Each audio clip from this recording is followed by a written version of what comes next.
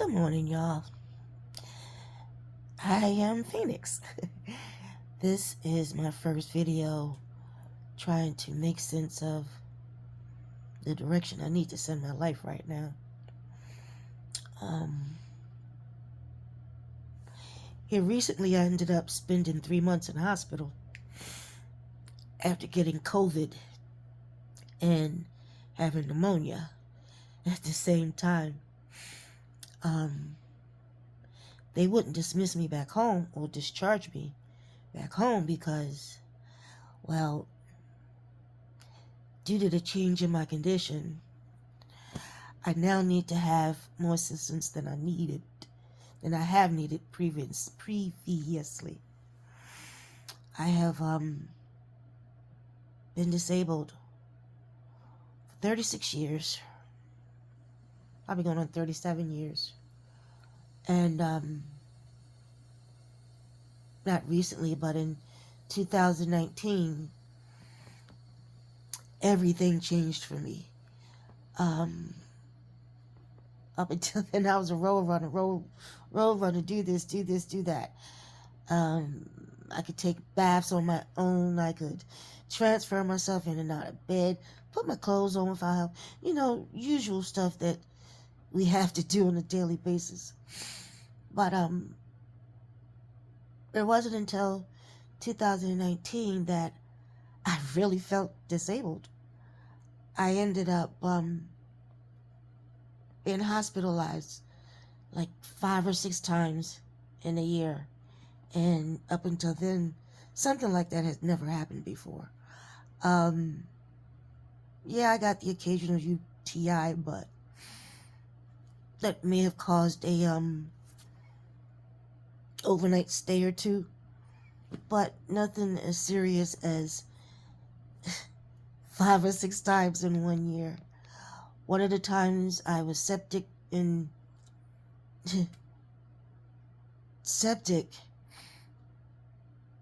near dead, and that was pneumonia. And actually, each time it was because of a UTI that went a little longer than it should have. But like I said, in 5 or 6 times in 1 year, I was basically laid up on my back, and there was really no attention paid to keeping my legs and body stretched. So what ended up happening is that my hips locked up and my knees locked up, and I was not able to bend them anymore. What hurts is that I used to be so damn flexible. I would ride around in my wheelchair in the yoga position, I would be able to cross my legs, be all feminine and shit. So I don't know at what point I realized that my knees weren't bending anymore. And I needed help to get in and out of bed. Couldn't transfer anymore. Couldn't dress myself anymore because I couldn't bend forward. And then here comes COVID. So in addition to my body status changing, I guess it got worse during COVID because couldn't get out, and well, you all know we were all there together. And by the time I was able to get out and get tested or get some physical therapy, there was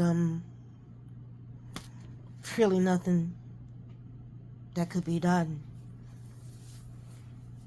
Went through physical therapy, occupational therapy, 2 different rounds of it, and there was no improvement.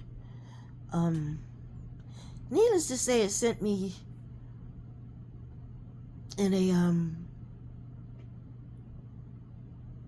rabbit hole of depression, and it took everything within my power to not stay there. Um, like I said, I've been disabled for 36 years. Came that way because 1988, I was involved with a guy, the father of my youngest son, and I was leaving. There was nothing that we were together for any reason other than with my son, but the lease was over, and even before then, I had told him go find somebody else because I really wasn't much interested in. I was going back home, period, point blank. And he apparently was having a relationship with some chick in another part of the across the street with in an other apartment complex, and I was good with that because my heart wasn't in it no more. And after the court case, I knew I was going back home. What had happened was, later on that night after the court, and I got custody of my son back. Like I said, I was going back home, and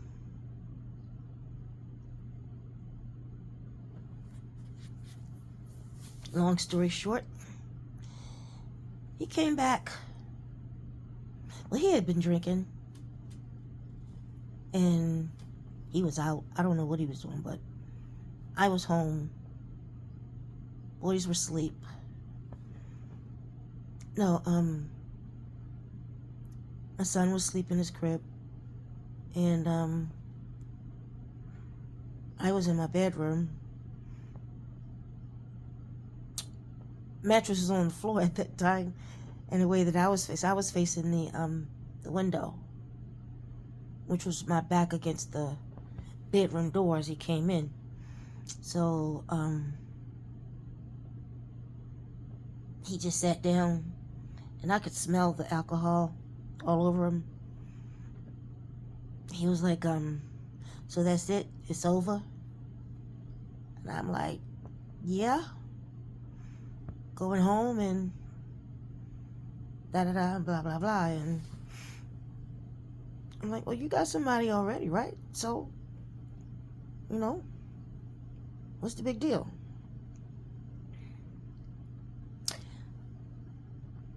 And I don't know what made me do it, but for whatever the reason, I had turned around to him, and I had looked down on the floor, and I saw that he had a gun on the floor in between his feet. And it was like,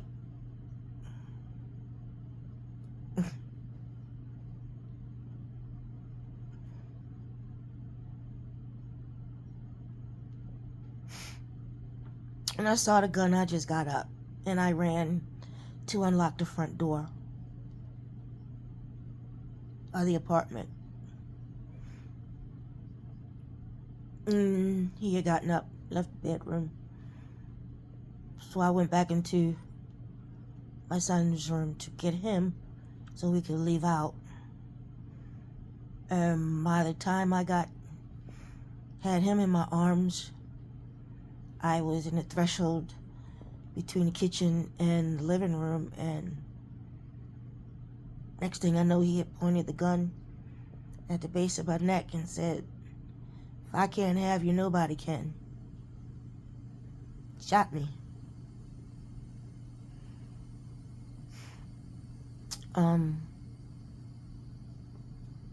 Up until then, I'm not a person who accepted being abused and hit on and such and this and that. My philosophy and thought process was after, as I had always told him and any other dude, is like, I don't believe in that hitting on me stuff. My mother didn't hit on me, so I'm not gonna come out and let no man hit on me. I may not be able to stop you from hitting me, but you better make sure I don't get up, because if I do, I'm coming after you. Generally, a knife would be my choice of weapon, and I guess he took it to heart, because I laid on that floor for 8 hours with a bullet in my neck. No one's in the house. He had snatched my son out of my hand as I hit the floor.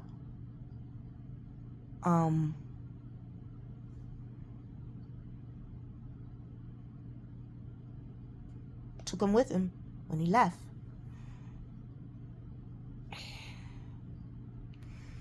I was in and out of consciousness, banging on the walls, because in my head it was like, if I let my eyes close for too long, they more or less won't open up again. And like I said, it had been 8 hours, but I was dozing in and dozing off and banging on the wall, asking for help. And then at some point, he came back in the house, saw that I was still alive. I was trying to get the phone, and he had ripped the cord. I'd finally gotten the phone from off the table, but he came in and he ripped it off he ripped the cord out of the wall, and he went back in the bedroom. I don't know what was the reason, to get clothes for him or get clothes for my son or whatever else, but I was still hollering, help, help, help, help. And he found a hammer